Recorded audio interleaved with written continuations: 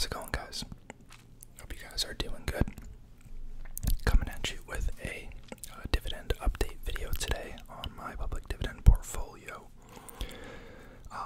It's been rough, man. It's been a bad month overall. Down 10% just in the past month on the S&P as a whole.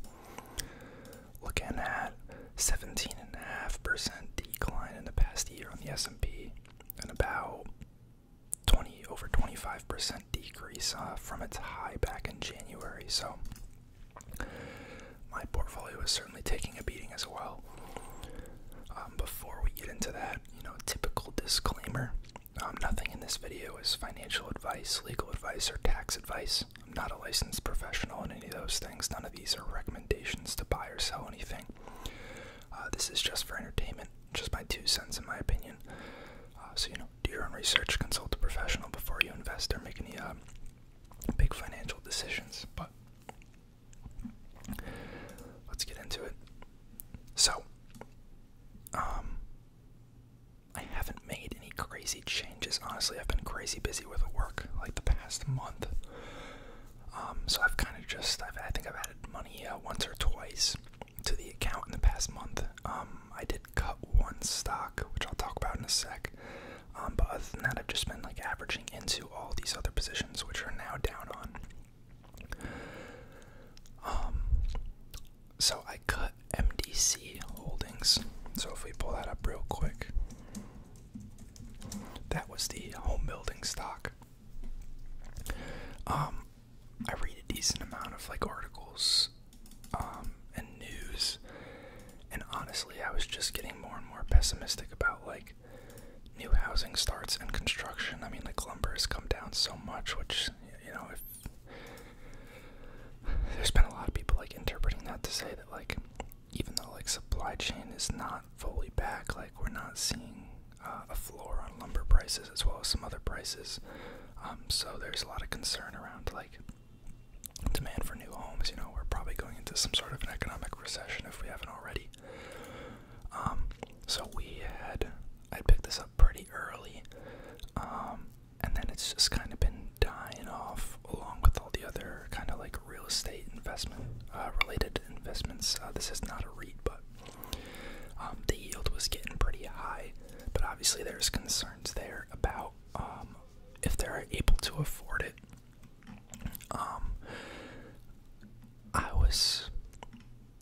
I was just, I don't know, like it could be fine. I just was unsteady enough about it that I'd rather just cut it and put in other things, so I sold that.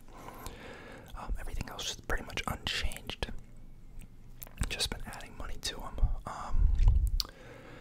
Just go through them real quick. We got a Realty.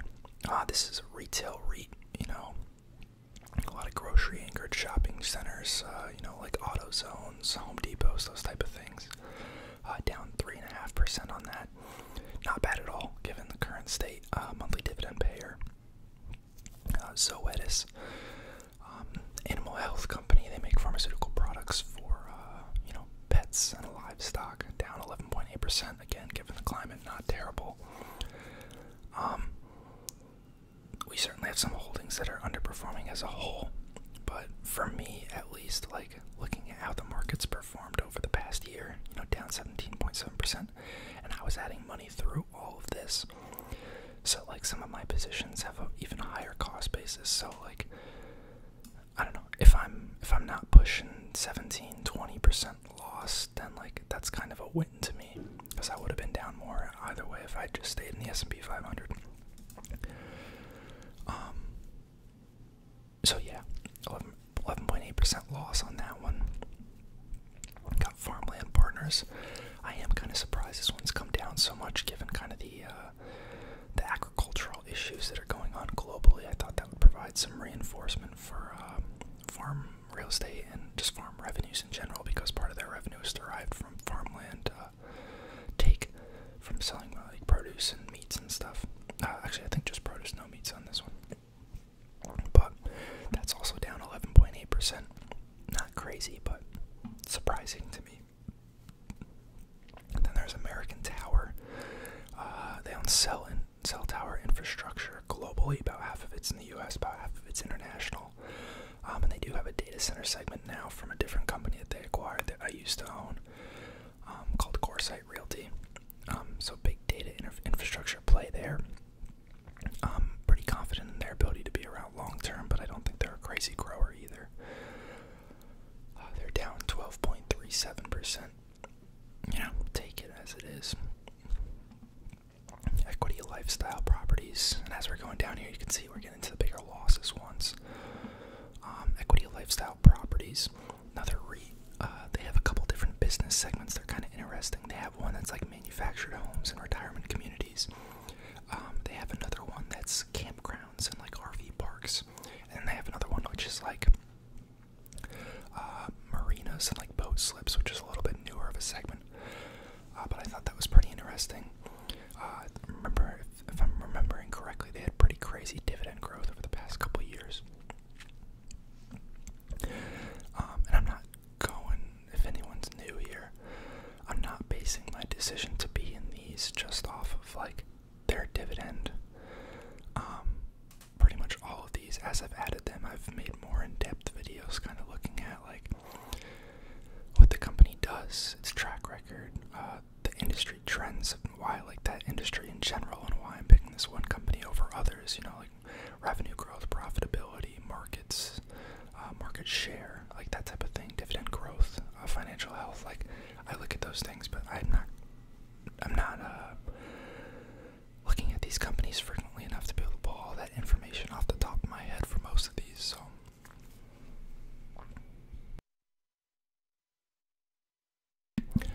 Next up, we got Blackstone, alternative asset manager, big real estate company, financial services company, down 16.4%. Should probably put more in them because I feel like I don't know, a lot of the finance companies have been beaten down, and I'm not too sure how to act. That is like that, and like energy is like two of the segments that, or two of the sectors that I feel like I don't know as well as I want to. It makes me kind of uncomfortable. Armada Hoffler, diversified REIT, commercial, office, and residential REIT, and they also have a construction segment, down 20%. So now we're getting into some of these where it's like, these are definitely like kind of underperforming. I mean, granted, they're paying a lot higher for dividends. I think Oz probably like pushing 5% at this point. Oh wow, 7.3%. Yeah.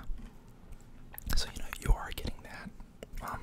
So there's that to take into account, but because that won't show up in these percentage returns. I wish it did, but for some reason the returns in Fidelity dividends aren't factored in, so we could have received.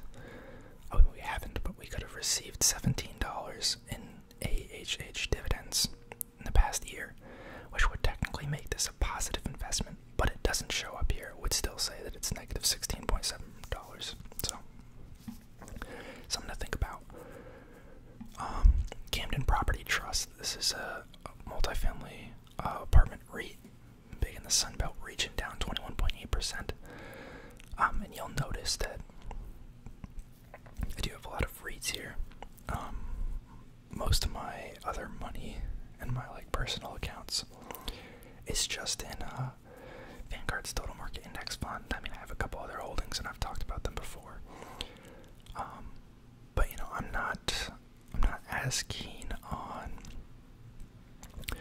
I guess, like individual stocks, because I think the point of this like channel for me, or at least this series, is to kind of show like stable long-term compounding from growth of, you know, dividends and just the underlying assets as a whole. And I feel like real estate is a great way to show that.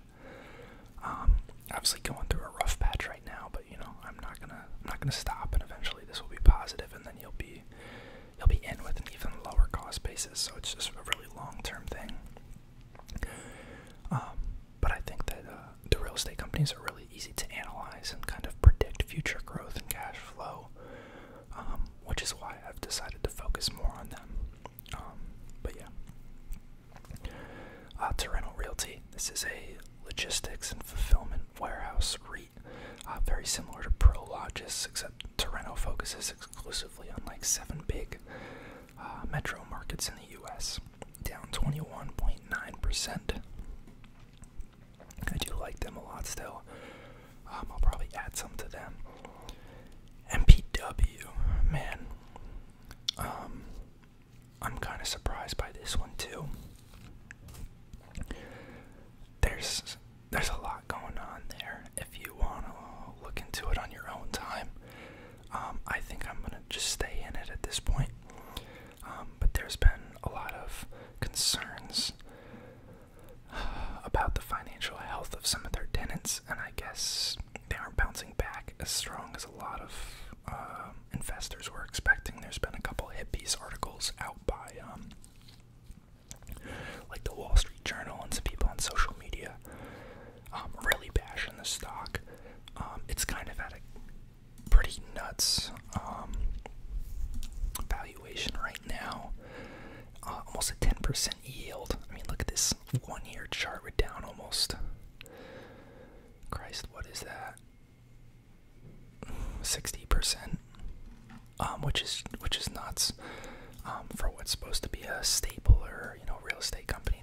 They own hospitals and acute care facilities. They have a little bit of behavioral health exposure.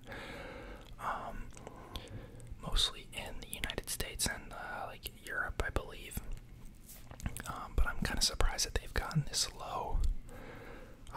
Again, it's not a crazy amount of money in there. I'm not super concerned, and you're getting a crazy dividend, so I'll probably just stick around and see what happens. But definitely should add to them, kind of lower this cost basis. Get a higher yield on cost there.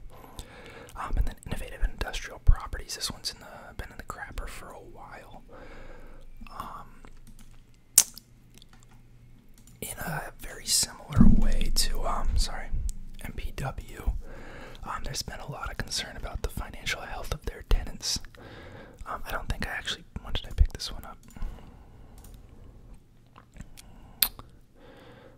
Dang, I cut my cost basis off. If it's down about 35%, which means I probably started buying like here. If I had, no, less than that. Probably in here. That's where I started buying.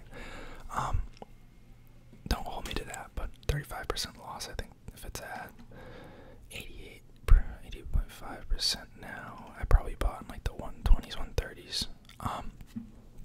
But anyways, they're a REIT centered around real estate for marijuana dispensaries and cultivation facilities. Most of their rent comes from cultivation facilities, which I think is the better play.